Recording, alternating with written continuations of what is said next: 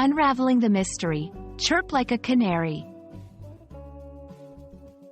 Hello, everyone. Welcome to our English language learning journey.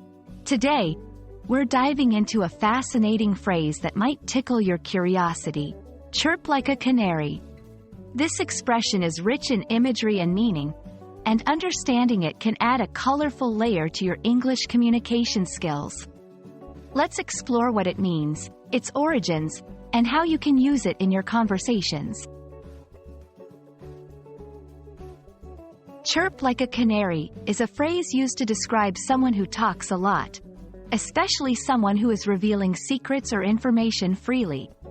Canaries are known for their beautiful and continuous chirping sounds, which is why they're associated with the act of speaking or singing without restraint.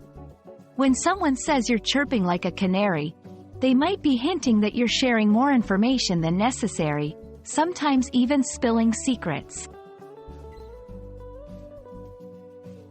The phrase, chirp like a canary, has an interesting backstory. It originally comes from the early 20th century, particularly in the context of criminals or informants who would sing to the police, giving away information in exchange for leniency. The canary, in this case, symbolizes the informant's readiness to vocalize everything they know, much like a canary would sing in its cage. Using the phrase, chirp like a canary, in your daily conversations can add a playful or insightful touch, depending on the context. Here are a few examples. In a light-hearted context, you've been chirping like a canary all morning about your weekend. It sounds like you had a great time. In a more serious or cautionary context, be careful not to chirp like a canary about the project details. We wouldn't want our competitors to find out. Remember, the key to using idiomatic expressions like this one is to understand the tone and context of the conversation.